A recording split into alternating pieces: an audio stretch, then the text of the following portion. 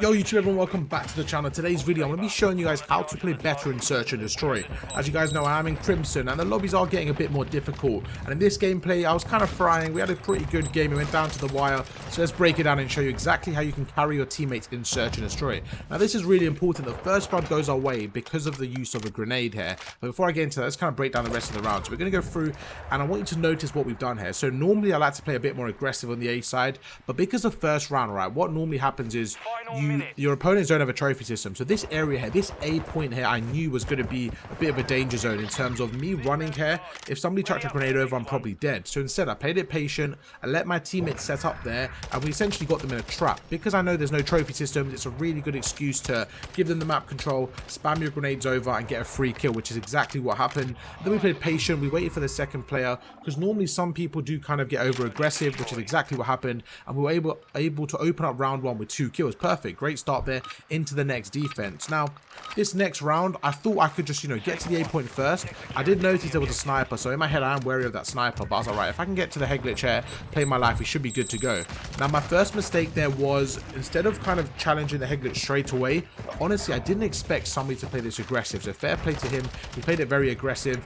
I don't think that was a great play from him, if I'm honest with you. If I played that better, which I should have, I think I would have killed him. So in that regards, I don't think it was a good play from him rushing it with an assault rifle, but because I played that poorly, he was able to get the kill. And I like what they did with that, to be fair. They got the opening kill, and as soon as they got that kill, they got the bomb down. So that's, in my opinion, the best way to play it. Don't kind of just wait around the hill, get the kill, get the bomb down, and put the pressure on the defensive team, which, to be fair, is exactly what happened, and they were able to win the round. Okay, 1-1 now. Going into the next round, we're into the round 3. So the first round I went to the left-hand side. I know there's a sniper there. So now what I'm going to do is I'm going to go to the right-hand side. I like to kind of mix things up, especially on offense. I feel like there's a lot of creativity you can do on this map. So I'm going to go through. We're going to scout this area through the right-hand side. We're going to go through. There's one grenade. So what that does is that gives me the indication that one player might be watching this area. Now I'm going to try to do this truck trick. Truck trick? Oh, that's a, yeah. Truck trick. So I'm going to go to the top truck here, get into an angle where I can see this guy's out in the corner, make sure I hold the pre-aim, push through, and now we're in a great spot because I've got a kill. My teammate's got another kill. We're 3 versus 2. Great play. Okay, now we're 3 versus 1. Now I'm looking at the mini-map and my teammate's just died there, right? So I'm trying to help him, trying to get the trade. But ideally, in an ideal situation, if he can get the bomb and wrap it all the way to B here, I think this is a guaranteed win. And luckily, my teammate actually gets that in his head. I don't know why. I didn't even communicate. What I should have done, though, I should have pinged B. If I pinged the B bomb, that would have given him a clear plan saying to rotate. But luckily, my teammate actually used his brains. It was a great play from him. He's rotating around. Now, I know he has to be on our side of the map. I know he has to be in this area somewhere.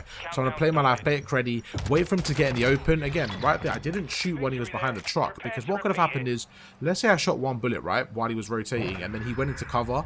It's now a bit of a 50-50. Although I have the advantage slightly, it's a bit more, you know, I can definitely get gunned. So instead, I played it patient, used my trigger discipline, waited for him to go out in the open when it was a clear shot, and I was definitely going to get the kill. All right, 2-1 down. That's a good play so far, man. The first round went our way. Second round, I made a mistake. Third round went our way again. But let's see what we do on this defense. Have we learned from our mistake? That is the biggest thing in my opinion. It's about learning from your mistake, trying something different. And yeah, so I actually remember what happened this round. My controller started bugging out, it stopped moving, and I basically had to leave my spawn really late. But you know what, there's a lesson to be learned from this. Let's show you what happens here. Now this is the biggest problem, right? Because I essentially moved quite late from the start, I'm trying to do a normal round, I'm trying to do a normal setup and get to a power position, but you see I die right there. What I need to realize is, because I had a really bad start, because my controller, whatever happened for like 10 seconds, my opponents were in power position before I was. So what that means is I have to be very careful when setting up. And right there, I just wasn't like thinking about where my opponents were. I was trying to get into a power position before they could get there, and yeah, it didn't work out. We go through, my teammate to the 1 versus 3, and again, I'm going to chalk that round up because my controller did bug.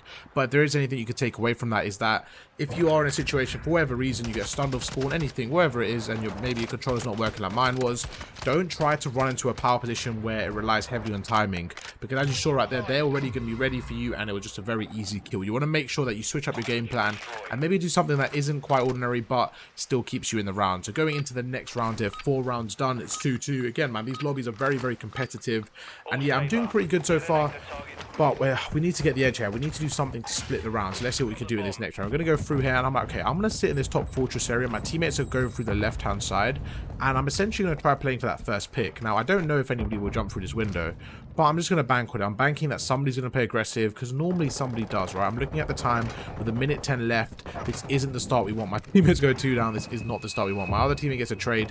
And I'm in this situation where I'm like, you know what? This is a pretty good spot to be in, because I feel like somebody could definitely run through here and we can just get a trade off. So we're going to go through. I think I hear someone on the left trying to find an opponent. We're going to push through, man. And we're just in a situation where my teammate did massive, man. He got a 2-piece, did really well. And now I'm like, right, let me get the bomb down at A. But before I get the bomb down, we have to be very careful. It's now a 1 versus 2. How do we play this? What do we do in this situation? We're going to take our time. We go through. We get 1 versus 1. Nah, he's probably thinking I'm planting. So in this situation, I have no intel where he is. So all I can do is use my equipment and just be ready for any gunfight. There you go. We see him. We spot him out in the distance. Now we're ready for the gunfight. We're going to go through. I noticed he went through the left-hand side. So we're going to take our time, wrap it around. And just like that, it's a very easy 2 versus 4. So we didn't panic. We stayed composed. My teammate opened up the game with a 2-piece. Great play from him. And then I just played very patiently. And you see right there, like, it actually looks really simple. All I did was stay there. I didn't panic. I think in a 1v1 situation, you just have to make the advantage with what you have. So I was on offense right there. So I had to just make sure that I had control of the bomb site. I knew where he was and I had control of the bomb site. So because what that does is it gives you the map control. It makes them have to make a play. You see right there, he gave up the bomb site. He started panicking. He tried to rush at the bomb and I was able to take him out to win the 1 versus 2. Gonna go through. I'm trying to learn from my first round. And that's exactly what I was talking about right there. You see how that guy ran up the stairs? He did the exact same thing in the first defense. And I did not think it was a good play, but I just wasn't ready for that gunfight. So right there, I was kind of ready for that gunfight. We were able to take him out. This guy got a really good play off. And to be honest, if my teammate went with me, I think if I had a bit of backup there, while that door was open, I probably would have had some support and we definitely could have kept A control. You can't do everything by yourself, so that is the problem. But this video is designed to help you guys carry your teammates. So I'm going to show you how you guys can adapt your game and hopefully win without relying too heavily on your teammates. So we're going to go through, and again, man, it's a common theme here. They're getting the bomb done at A every single offense. They're really going for that. They're really trying to get map control. And as soon as they get map control, they're getting the bomb down.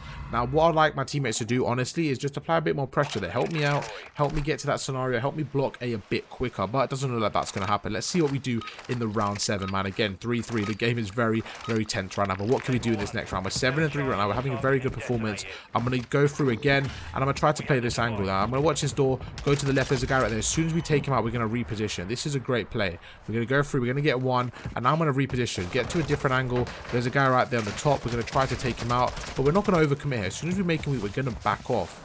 Now, I'm doing a good job of getting the first bloods. My teammate, again, they're not really following through, so I have to basically play by myself here. We're going to chuck a stun in the corner, chuck a grenade, because I know he's in that right corner.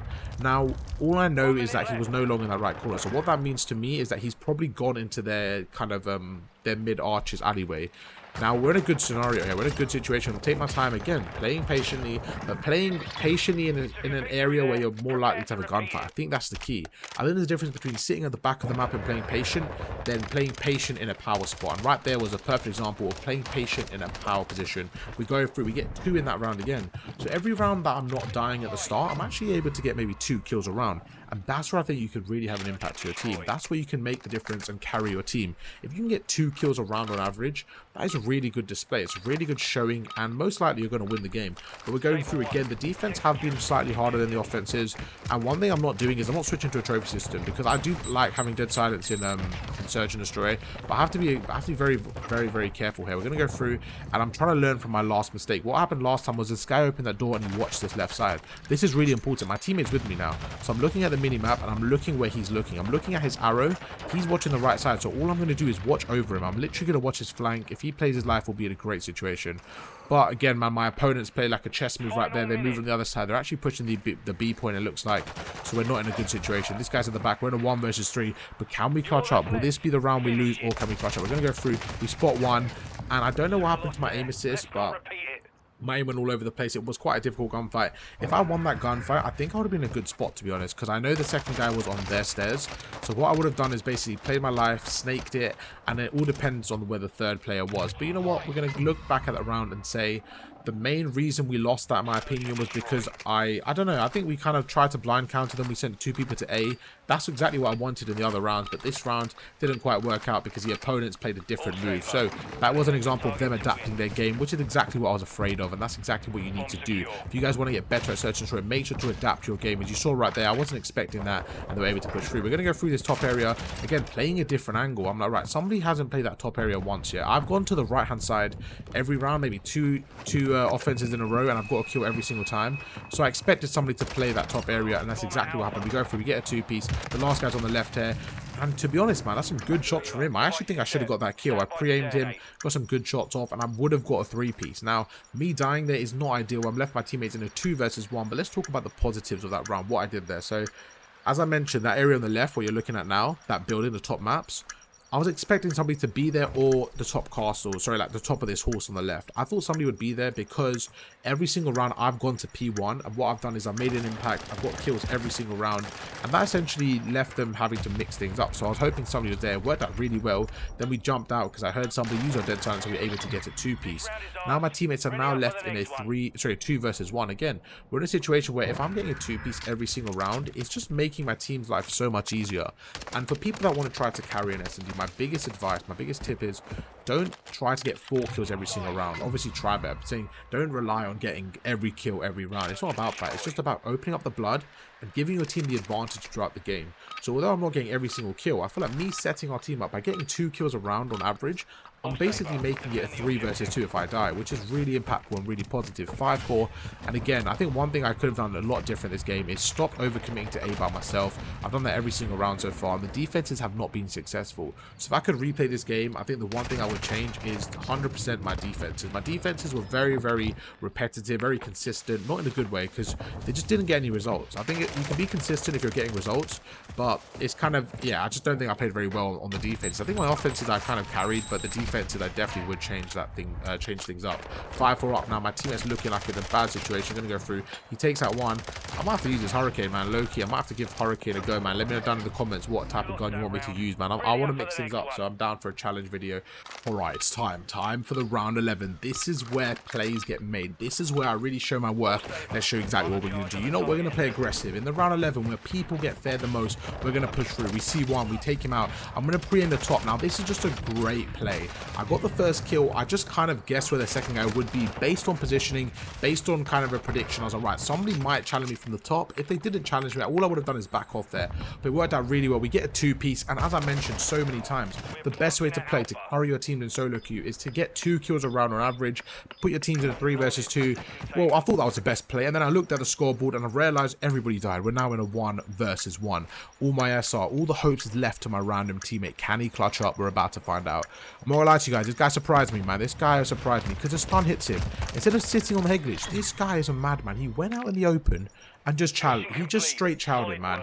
I mean, there's a reason he went 3-8, but fair play. He won us the game, man. The guy's an absolute beast. 3-9, but you know what? The kill matters. Oh, I don't know how he did this. He ran up in the open, and he just sent it on him and absolutely beamed him. Like, I'm not gonna lie, right there, you just want to play on the head glitch, but yeah, fair enough, man. We win the game. Thank you guys for watching, and I'll catch you guys in tomorrow's video. Peace.